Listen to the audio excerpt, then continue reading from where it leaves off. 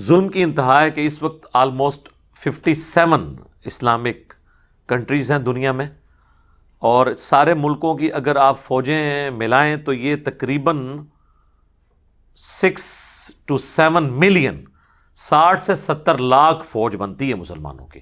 10 لاکھ تو صرف پاکستان کی ہے آلموسٹ، تو باقی ملکوں کی بھی آپ ملائیں تو اسرائیل جو ہے وہ تو ایک چیونٹی کی مانند ہے اتنی بڑی افواج کے سامنے، اگر یہ لوگ کوئی ہمت دکھاتے ہیں۔ انہوں نے وہی کیا جی، اجلاس بلا لیا OIC کا، جسے کہتے ہیں وہ OIC، organization of Islamic countries, اور بس اس میں وہ قرارداد مذمت اور UNO کو بھی اپروچ کیا، لیکن وہاں پہ آپ کو پتہ ہے امریکہ نے ویٹو کر دیا، لیکن امریکہ کے خلاف کوئی بیان دینے کے لیے تیار نہیں ہے، امریکہ کے سفیر کو کوئی واپس بھیجنے کے لیے تیار نہیں ہے۔ ظاہر ہے مجبوریاں ہیں، وہ ایک علیحدہ بات ہے، لیکن ہمیں دکھ یہ ہوتا ہے کہ ایک طرف ہم مجبور بھی ہیں اور دوسری طرف ہمارے جو دعوے ہیں، ہماری جو باتیں ہیں، ہمارے جو ترانے ہیں، وہ تو لگتا ہے کہ دنیا میں سپر پاور ہی ہم ہیں۔ وہ پھر جب کنفلکٹ آتا ہے نا، پھر دل کو ذرا دکھ ہوتا ہے کہ یار ہم ایک لائن لیں اور بتائیں کہ ہم ان سے بہت پیچھے رہ گئے ہیں، ہمیں کافی ٹائم چاہیے ان کا مقابلہ کرنے کے لیے۔ ہمارے اوپر کیا ذمہ داری ہے؟ جہاد تو نہیں فرض ہو چکا، قتال فرض تو نہیں ہو چکا، اور آپ کو پتہ کتنی NGOs جو ہیں، نان گورنمنٹ آرگنائزیشن یا ان کو نان اسٹیٹ ایکٹر کہہ لیں، وہ لوگ انہوں نے تو بھرتیاں بھی شروع کر دی ہیں مجاہدین کی، اور جا کے ہم جہاد کریں گے۔ اور ظاہر جہاد کی خواہش تو ہر مسلمان کے دل میں ہوتی ہے، قتال جہاد کا اعلیٰ ترین درجہ ہے، اور یہ اسلام کی ہائیسٹ گڈ، سمم بونم، جو ایمینول کانٹ کی فلاسفی میں ہائیسٹ گڈ، اسلام کی چوٹی ہے۔ حتیٰ کہ بخاری و مسلم دونوں میں حدیث ہے، اللہ کے محبوب صلی اللہ علیہ وآلہ وسلم نے فرمایا میری خواہش ہے میں اللہ کی راہ میں قتل کیا جاؤں، پھر زندہ کیا جاؤں، پھر قتل کیا جاؤں، پھر زندہ کیا جاؤں، پھر قتل کیا جاؤں، پھر زندہ کیا جاؤں، پھر قتل کیا جاؤں۔ صحیح مسلم میں ایک اور حدیث ہے، جس کے دل میں شہادت کی تمنا نہیں ہے وہ منافقت کی شاخ پہ مرا، یعنی مسلمان کے ایمان کا حصہ ہے اللہ کے لیے جان دینا۔ شہید کون ہوتا ہے؟ جو گواہی دیتا ہے پریکٹیکلی مر کے کہ جس دین کا میں بلیور ہوں اس کے لیے اپنی جان بھی دے دوں گا، اور اس میں ایک اللہ نے آسانی رکھی ہے۔ صحیح مسلم میں ہی ایک اور حدیث ہے کہ آپ صلی اللہ علیہ وآلہ وسلم نے فرمایا جس شخص کے دل میں شہادت کی تمنا ہوئی اور اسے بسترے پر بھی موت آ گئی عام حالت میں، اللہ کے حضور وہ شہید لکھا جائے گا، بشرطے کہ اس کے دل میں تمنا ہوئی، یہ شرط ہے۔ تو ظاہر مسلمانوں کے دلوں میں تمنا تو موجود ہے، اور پھر ہمارے علماء جن کے بچے تو خود یورپ اور امریکہ میں پڑھتے ہیں، لیکن جمعے کی تقریروں میں ہمارا خون کروانے کے لیے تو ماشاءاللہ ان کی خدمات حاضر ہیں، وہ بھی لوگوں کو کہتے ہیں جناب نکلو نکلو نکلو، اور اس سے پھر لوگ سوچتے ہیں کہ پتہ نہیں ہم گنہگار تو نہیں ہو رہے۔ جناب آپ کوئی گنہگار نہیں ہو رہے، یہ آپ کی رسپانسبلٹی نہیں ہے، یہ ذہن میں رکھیے گا۔ لہٰذا جتنی جہادی تنظیمیں ہیں یا اس طرح کے علماء قرآن سے جتنی آیات پیش کر کے نبی علیہ السلام کے مبارک زمانے کی، اس زمانے میں تو ہجرت فرض کر دی گئی تھی، اور نبی علیہ السلام کے ہاتھ مضبوط کرنے کے لیے یہ حکم دیا گیا تھا سب لوگ مدینہ شریف آئیں، جو ہجرت نہیں کریں گے منافق ڈکلیئر ہوں گے۔ اسی کانٹیکسٹ میں ہی سورہ نساء میں آیات ہیں کہ تم لوگ غریب لوگ جو کافروں کے قبضے میں ہیں اور اللہ سے دعائیں کرتے ہیں ان کی مدد کے لیے کیوں نہیں جاتے؟ ان آیات کو لے کے آج کے دور میں اپلائی کرنا، ان مسلمانوں کا کرنا جو ایک دوسرے کا گلا کاٹتے ہیں، تو ان کی کریڈیبلٹی کہاں تک ہے؟ اس وقت تو مسلمانوں کی تعداد تھوڑی تھی، تو ہر بندے کے اوپر جہاد کرنا فرض تھا۔ سیدنا عمر نے اپنے دور خلافت میں کوئی ایک جنگ بھی لڑی ہے؟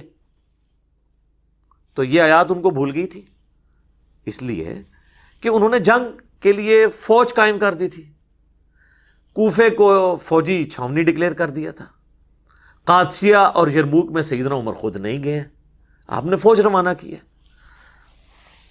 تو آج بھی یہ فوج کا کام ہے، کسی جہادی تنظیم کا نہیں ہے کہ وہ پرائیویٹ مجاہدین بھرتی کرے اور ان کو وہ صحابہ کرام کے بارے میں بتائے۔ اور یہ بھی آج ایک آپ مت دور کر لیں، جو لوگ کہتے ہیں نا کہ جی وہ صحابہ کرام کا ایمان بڑا مضبوط تھا، ایمان مضبوط ہو تو آپ کے پاس اسلحہ کم بھی ہو تو کوئی مسئلہ نہیں ہے، آپ ٹکرا جائیں۔ میرے بھائی یہ بھی آپ بالکل غلط بات کر رہے ہیں۔ اس کی وجہ یہ ہے کہ صحابہ کرام اگر تلوار لے کے جاتے تھے نا تو سامنے والے کے پاس بھی تلوار ہی ہوتی تھی. تھا کہ نہیں؟ برابر ہی ہوتا تھا نا. آپ یہ کہہ سکتے ہیں کہ ادھر تعداد تھوڑی تھی ادھر تعداد زیادہ تھی. یہ نہیں ہوتا تھا کہ یہاں سے وہ تلوار لے کے گئے ہیں اور سامنے سے بندہ گولی لے کے آ گیا. وہ تو میں کہتا ہوں آپ اس بات کو آپ نے اب گستاخی نہیں شمار کرنا. چلے میں صحابہ کرام کی مثال نہیں دیتا ہوں, میں کہتا ہوں بہت پارسا قسم کے علماء بزرگان دین یا ان سے بھی بڑے مرتبے کے 1,00,000 لوگ بھی لے ہیں اور سامنے ایک یہودی فوجی کھڑا ہو جس کے ہاتھ میں کلاشنکوف یا اس سے کوئی لیٹسٹ اسلحہ ہو, یہ سارے تلواریں اٹھائی ہی رہ جائیں گے, تو یہ لاکھوں کی لاشیں ہی آپ اٹھا کے لے کے آئیں گے, ایک یہودی ان سب کو مار دے گا. لیکن صحابہ کے زمانے میں یہ نہیں تھا. اگر وہ رومن سے یا پرشین سے لڑے ہیں نا تو ایک تلوار کے مقابلے پہ دوسرا جب بندہ آتا تھا تو ایک تلوار کے مقابلے پہ ایک تلوار ہوتی تھی, 1 to 1 مقابلہ ہوتا تھا. یہاں پہ آپ ڈنڈے, لاٹھیاں, زیادہ سے زیادہ کوئی رائفل اٹھا کے لے جائیں گے, ان کے پاس لیزر گائیڈڈ گنیں ہیں, ایئر سٹرائکس ہیں ان کے پاس. تو لہذا یہ بھی کہانی کرانی اب اپنی عوام کو بند کرتے ہیں. صحابہ کرام اور ان کے مخالفین ایک جوڑ کے تھے لڑائی میں, دونوں کے پاس ایک طرح کا اسلحہ تھا. ورنہ مجھے بتائیں آپ 1,00,000 بھی آپ تلوار والے لیں, سامنے سے ایک بندوق والا آ جائے وہ سب کو مار کے چلا جائے گا, قریب آنے ہی نہیں دے گا. تو یہ بالکل مثال دینا غلط ہے. لہٰذا آپ لوگ گلٹ فیل نہ کریں, یہ ایک باقاعدہ پوری ٹریننگ کے ساتھ جو فوجی لوگ ہیں جن کو آج کی ٹیکٹکس پتہ ہیں وہی لوگ ہی جا کے میدان جنگ میں لڑ سکتے ہیں. باقیوں کی تو آپ کو لاشیں اٹھانی پڑ جائیں گی, الٹا وہ آپ کے لیے مصیبت بن جائیں گے جو چلے جائیں گے.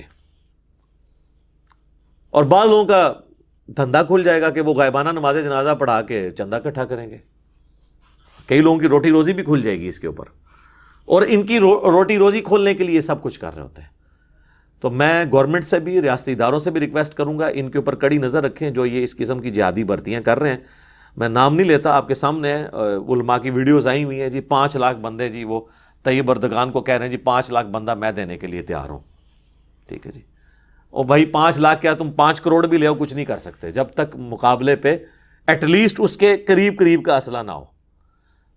اور یہ جو آپ کو کہانی کراتے تھے نا صحابہ والی, وہ بھی میں نے آج آپ کو بتایا, وہ بھی بالکل 2 نمبر بات ہے. حضرت خالد بن ولید اگر تلوار لے کے گئے ہیں نا رومن امپائر کے خلاف, تو سامنے سے بھی جو جرنیل ہے اس کے ہاتھ میں بھی تلوار ہی تھی.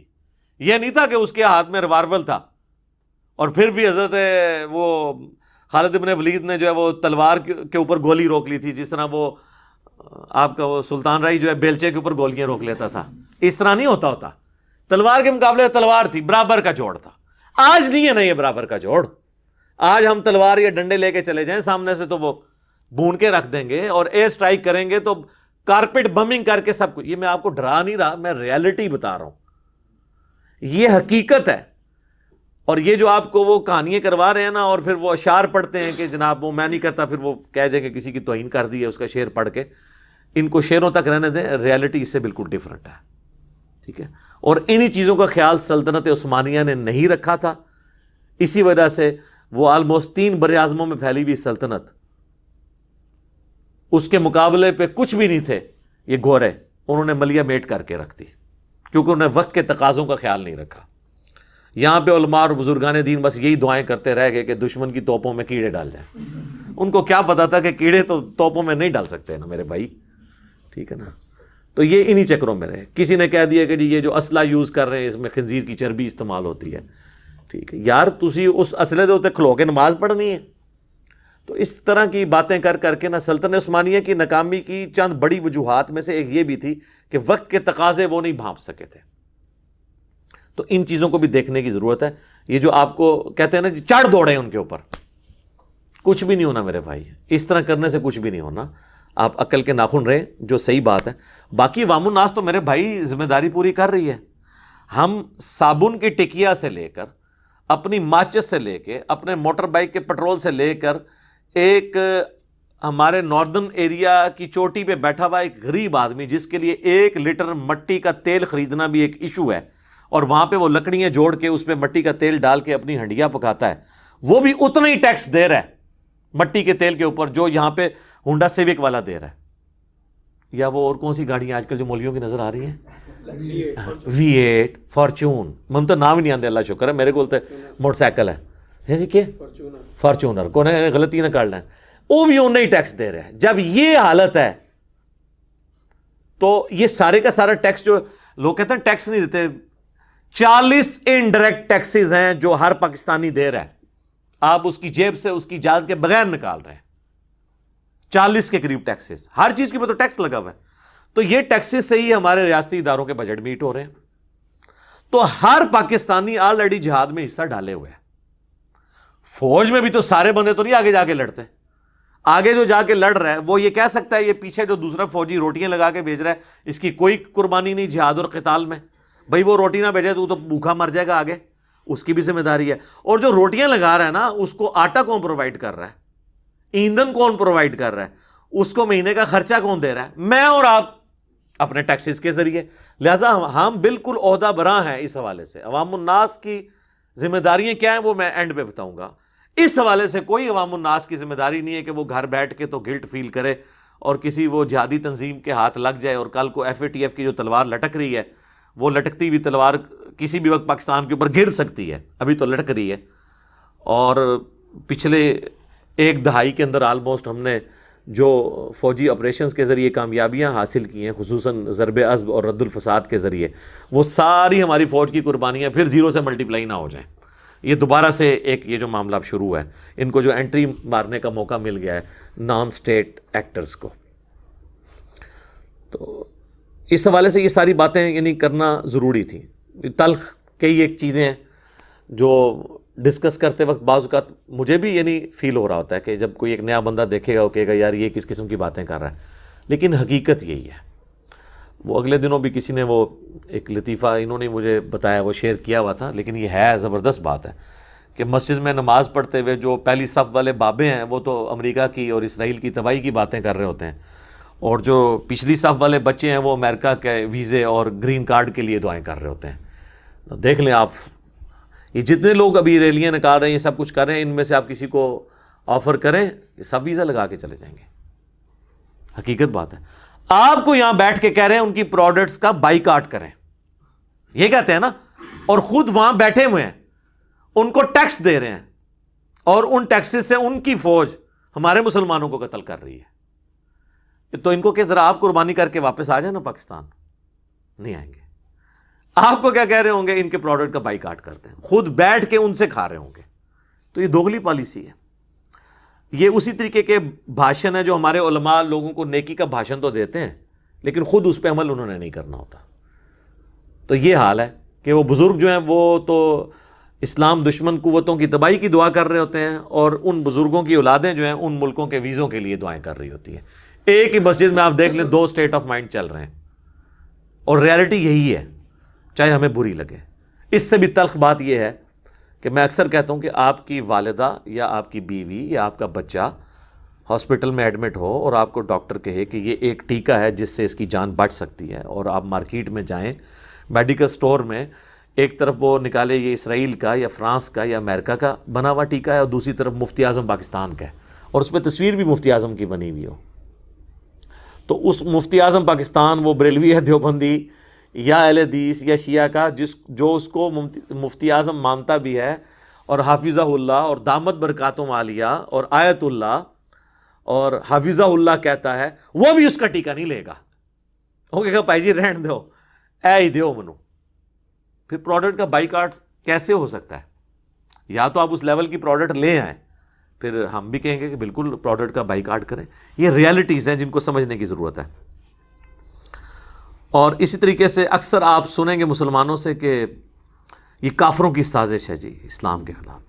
میرے بھائی قرآن نے پورے قرآن میں کہیں یہ رونا نہیں رویا گیا کہ کافروں کی سازش ہے اور اب رونا رو، نہیں، یہ بتایا گیا کہ کافر یہ سازش کر رہے ہیں، تم نے یہ کرنا ہے۔ یہ تو اسی طریقے سے ہے کہ کوئی شخص کہے میں فیل اس لیے ہوا ہوں کہ میرا پیپر لیا گیا، اگر میرا پیپر نہ لیا جاتا میں نے فیل نہیں ہونا تھا۔ بھائی پیپر تو لیا جائے گا، دنیا میں تو امتحان سے آپ نے گزرنا ہے۔ تو یہ کافر یا شیاطین یہ مسلمانوں کی آزمائش ہے۔ اگر آپ کہیں یہ ہو ہی نہ تو پھر تو میں جنت ہی پہنچ جانا سی، پھر تو انہوں نے بھی پہنچ جانا سی جنت ہی۔ تو انہوں نے تو سازشیں کرنی ہے۔ آپ کو یہ کہا گیا کہ آپ نے اللہ اور اس کے رسول کے ساتھ خیانت نہیں کرنی عز و جل و صلی اللہ علیہ وآلہ وسلم۔ اس کانٹیکسٹ میں ایک آیت ہے سورہ آل عمران کی آیت نمبر ہے 139، یہ بڑی مشہور آیت ہے، یہ غزوہ احد کے کانٹیکسٹ میں نازل ہوئی تھی۔ وَلَا تَهِنُوا، دیکھنا بے دل نہ ہونا، کمزور دلی نہ دکھانا، وَلَا تَحْزَنُوا، اور نہ غم کرنا، وَأَنْتُمُ الْأَعْلَوْنَ إِن كُنتُم مُؤْمِنِينَ، تم ہی غالب رہو گے اگر واقعی میں تم مومن ہوئے، بشرطے کہ مومن ہوئے۔ وہ جو صحیح مسلم میں حدیث ہے، نبی صلی اللہ علیہ وآلہ وسلم نے فرمایا اللہ تعالیٰ اس قرآن، اس کتاب کی وجہ سے قوموں کو عروج دے گا اور اس کتاب کی وجہ سے قوموں کو زوال دے گا۔ جسے ڈاکٹر اقبال نے کہا تھا وہ زمانے میں معزز تھے مسلمان ہو کر اور تم خوار ہوئے تارک قرآن ہو کر۔ تو بالکل صحیح بات کی تھی انہوں نے۔